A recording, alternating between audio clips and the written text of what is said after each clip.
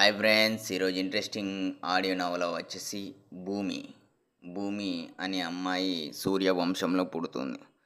పుట్టిన భూమి ఈమె భూదేవి గురించి తెలుసుకుంటుంది. తన పేరు భూమి అని ఎందుకు పెట్టారని. ఆమె పేరు భూమి ధరణి అనగా ఇంట్లో పిలుచుకుంటారు. అయితే ఈమె భూదేవి భర్త అయినటి ఆదివార స్వామి గురించి స్టోరీ తెలుసుకుంటుంది.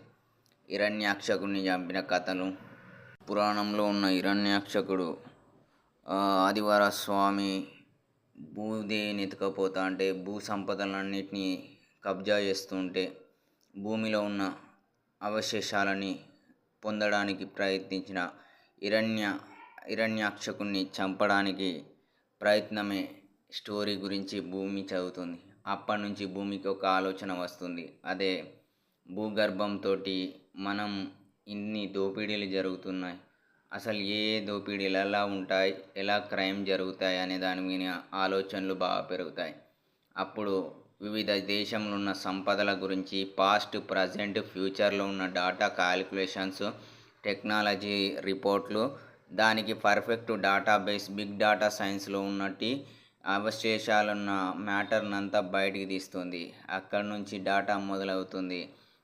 జనాల సంఖ్య ఎంత ఉంది, ఏ రాష్ట్రంలో ఎంత సంఖ్య ఉంది, భూదేవిని ఆధారపడుతున్న వ్యవసాయ రైతులు ఎంత, భూగర్భంలో ఉన్న నిధుల కోసం బంగారం, డైమండ్స్, ఇంకా బొగ్గు, ఇనుము, లిగ్నైట్, లైమ్ స్టోను, ఇలాంటి ఎన్నో రకాలైనటి భూగర్భ నిధు నిక్షేపాల గురించి, ఈ మైండ్ల గురించి కూడా చదువుతుంది.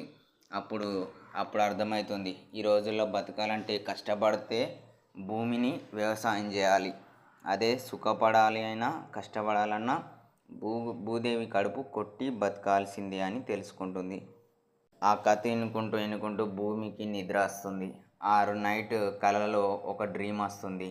తనకు భూదేవి ఒకటి చెప్తుంది, ఈ రోజుల్లో నన్ను దోచుకోకుండా బతకని ఒక్క రాజకీయ నేత చెప్పు, ఒక్క వ్యాపారి చెప్పు, ఒక్క వ్యవసాయపు వ్యక్తి చెప్పు, ఎంతమంది చూసినా నేను లేనిది బతకలేరు.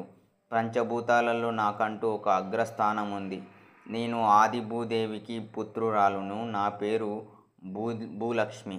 నా భర్త పేరు ఆదివార స్వామి అని కలలోకి వచ్చి చెప్తుంది. అప్పుడు భూమి తన రీసెర్చ్కి భూమి ఆధారం చేసుకుంటూ ఎంతమంది బతుకుతున్నారు, ఎంతమంది దోచుకుంటున్నారు, ఎంతమంది భూమి లోపలి వరకు ఉన్నట్టు ఉపరితలాలని బ్రేక్ చేస్తూ భూకంపాలకు కారకులైతున్న వాళ్ళని అసుర లక్షణాల కిందికి తీసుకుంటుంది. అప్పుడు పెద్ద పెద్ద బిజినెస్ మ్యాగ్నెట్లలో తప్పించుకుంటున్న వారికి సలహా ఇస్తున్న సలహాదారులు ఎవరు, తెలివిమంతులు ఎవరు, వాళ్ళకు దొంగ బుద్ధి కలిగిస్తున్న ఆలోచనలు ఎవరు, ఇలా రాక్షసత్వంలో ఒక్కొక్కరిని దొరకపడుతుంది. ఇలా కలెక్ట్ చేసిన డాటా భూమి దగ్గర ఉందని తెలుసుకున్న ఒక పెద్ద బిజినెస్ కార్పొరేషన్లలో చిన్న అడ్వైజర్కి, అతని బాస్కి, మాఫియాలలో పనిచేస్తున్న క్రైమ్ బ్రాంచ్కి లింకప్ అయిన క్రిమినల్ రికార్డులో రికార్డైన హిరణ్యాక్షుడి వంశానికి చెందినట్టి భక్త ప్రహ్లాదుడి కుటుంబ సభ్యులకు చెందినట్టి స్టెన్లీగా బతుకుతున్న వ్యక్తి పేరు బయటకు వస్తుంది. ఈ స్టెన్లీయే భూమిని చంపడానికి భారతదేశానికి ఒక మామూలు అమాయకత్వంగా తనని నమ్మించడానికి తనలో ఉన్న ఒప్పందాలు కూర్చుకుంటాడు. అయితే ఒక అతను భూమికి పరిచయం అవుతాడు. అతను ఏమంటాడంటే, నేను ఎంత తెలివిమంతునైనా ఏమీ జాబ్ రావట్లేదు, బతుకుదామంటే ఎవరు నా స్నేహితులు నాకు సలహా లేదు, ఇంటిలో చూసుకుంటే ఆర్థిక నష్టం, నేను ఎలా బతుకుతానని రోజు ఏడుస్తున్నప్పుడు భూమిలో అనేకమైనటి సంపద ఈ భూమి మీద ఉన్నది, నేను భూమికి బరువు కావద్దని ఒక అతని దగ్గర పనిచేస్తాను, అలా పనిచేస్తే నా లైఫ్ కూడా ఇలాగనే అయింది అని చేస్తుంది. అప్పుడు నమ్మించి ఆమెని చంపిస్తే నీకు ఇంత అని చెప్తారు కొంతమంది రౌడీ షీటర్స్. వాళ్ళు ఈ స్టెన్లీకి వర్కర్స్. ఈ స్టెన్లీ అచ్చం తన తాత హిరణ్యాక్షకుడు లాగానే ఉంటాడు. చూడ్డానికి రాక్షస లక్షణాలు అట్టిపోయి మొత్తం ఉంటాయి.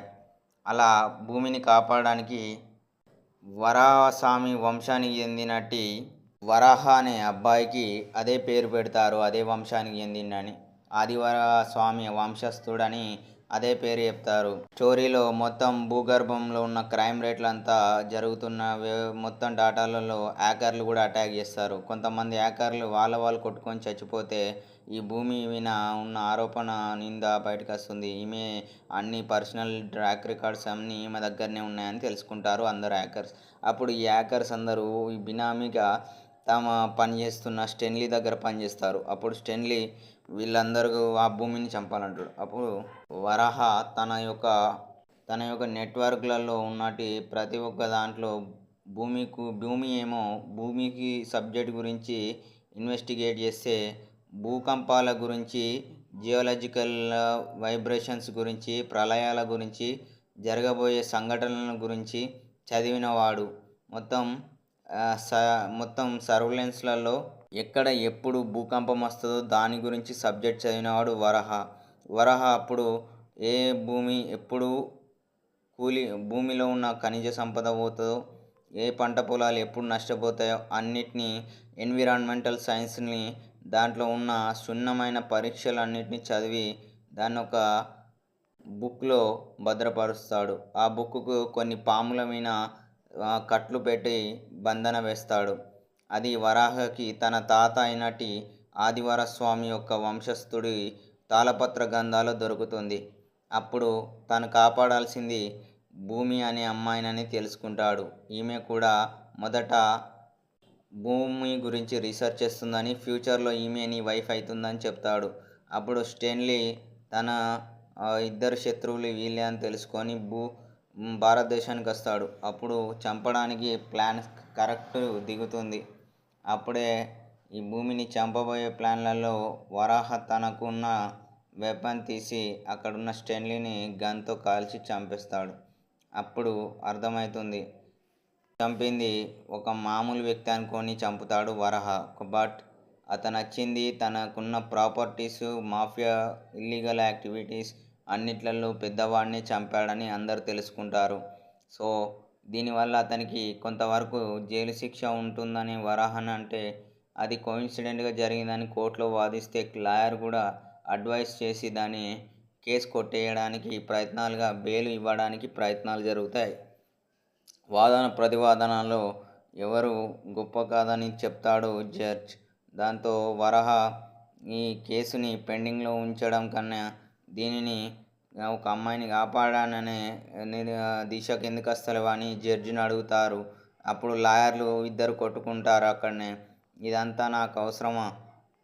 ఒక ప్లేస్లో ఒక అమ్మాయిని కాపాడడానికి వచ్చాను, అది జరగక మొత్తం వాడు చేస్తున్న క్రైమ్ వరల్డ్లో కాదు, మొత్తం ఈ ప్రపంచంలో ఉన్న డైమెన్షన్స్కి వాడు వ్యతిరేకంగా తిరుగుతున్నాడని అందరూ నిర్ణయించుకొని వాడిని చంపేస్తారు. ఈ విధంగా స్టోరీ వరాహ ఎండ్ అవుతుంది. క్లైమాక్స్లో ఆదివరస్వామి, భూలక్ష్మి ఇద్దరు దర్శనం వరాహకును భూమికి కలుగుతుంది.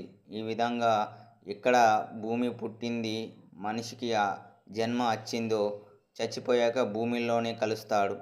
భూమి మనం దోచుకుంటున్నాం, భూమిని ఆధారపడుతున్నాం, భూదేవిని తిడుతున్నాం. ఇంత భూమికి ఉన్న ఓపిక చాలా గొప్పదని భావిస్తూ ఈ నవలను ఇంతటితోటి ఎండ్ చేస్తున్నాను.